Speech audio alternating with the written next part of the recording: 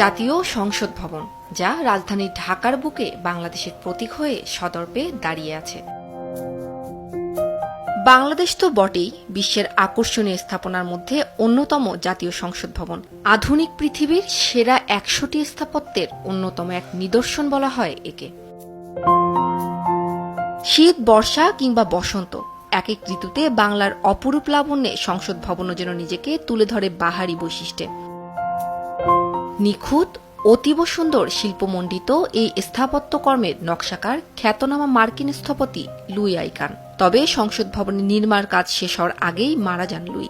তার মৃত্যুর পর প্রকৌশলী মাজহারুল ইসলাম এই স্থাপত্যের অবশিষ্ট কাজ শেষ করেন।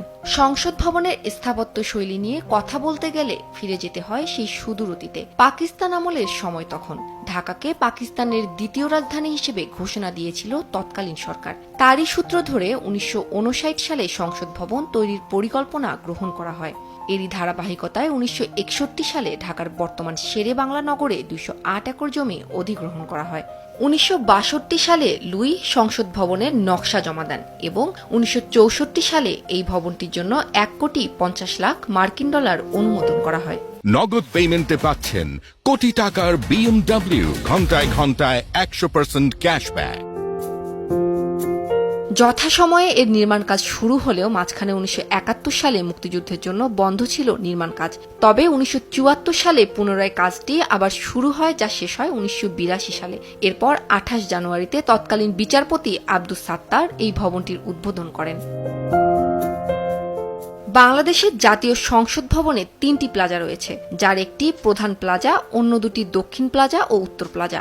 প্রধান প্লাজার আয়তন ৭৯,০৫৯.২০ বর্গমিটার, দক্ষিণ প্লাজার আয়তন ২০,৭17.৩৮ বর্গমিটার আর উত্তর প্লাজার আয়তন ৬,০৩৮.৭০ বর্গমিটার। তবে মূল ভবনের বিশেষত্ব হল ভবনটি 9 তলা বিশিষ্ট হলেও অনুভূমিক যোগাযোগ রয়েছে মাত্র 3টি তলায়। মাটির উপরে কাঠামোটির উচ্চতা ৪৯.৬৮ মিটার।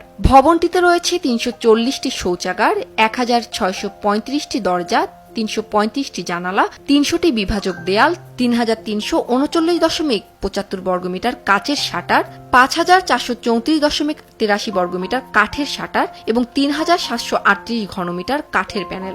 নগদ পেমেন্টে পাচ্ছেন কোটি টাকার BMW, ঘন্টায় ঘন্টায় 100% ক্যাশব্যাক। সংসদ ভবনের চারপাশে রয়েছে বিশাল সবুজ ঘাসের অঙ্গন ও হ্রদ। নদীমাতৃক বাংলাদেশকে পরিচয় করিয়ে দিতে লুই মূল নকশায় হ্রদ রেখেছিলেন। তাই পুরো ভবনটিকে দেখলে মনে হয় যেন হ্রদের মাঝখানে ভাসছে লাল সবুজের দেশের জাতীয় সংসদ। সংসদ ভবনটির আরেকটি নান্দনিক বিষয় প্রাকৃতিক আলো পাওয়ার ব্যবস্থা, যার মাধ্যমে 7 তলা উঁচু গোলাকার মূল কক্ষটিতেও সহজেই প্রবেশ করে প্রাকৃতিক আলো। এছাড়া এই ভবনে নেই কোনো সরল খুঁটি। এই খুঁটিগুলোকে জ্যামিতিক নকশায় এমনভাবে স্থাপন করা হয়েছে দেখলে মনে হয় খুঁটি ছাড়াই যেন দাঁড়িয়ে আছে। সংসদ ভবনের মূল সৌন্দর্য এর কংক্রিটের দেয়াল। এই ভবনের প্রবেশ দ্বারগুলো স্থাপন করা হয়েছে জ্যামিতিক নিয়মে। মূল সংসদ অধিবেশন কক্ষের উচ্চতা 117 ফুট এবং এর সাথে রয়েছে একসাথে 354 জন সদস্যের বসার ব্যবস্থা। এর প্রথম তলায় রয়েছে একটি গ্রন্থাগার, তৃতীয় তলায় রয়েছে সংসদ সদস্যের জন্য লাউঞ্জ এবং সবার উপর তলায় রয়েছে মিলনায়তন। শুধু স্থাপত্য শিল্পের নয়, গণতন্ত্র ও সার্বভৌমত্বের প্রতীকও হয়ে উঠেছে আমাদের সংসদ ভবন। নান্দনিক স্থাপত্য শিল্পের এই নিদর্শন তাই 1989 সালে architecture for the national assembly building হিসেবে স্থাপত্যবিদ্যার সর্বোচ্চ আন্তর্জাতিক পুরস্কার দ্য আগা খান অ্যাওয়ার্ড লাভ করেছিল।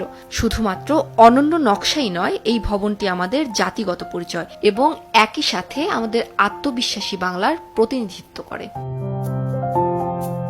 উম্মে হানি, সময় সংবাদ, ঢাকা।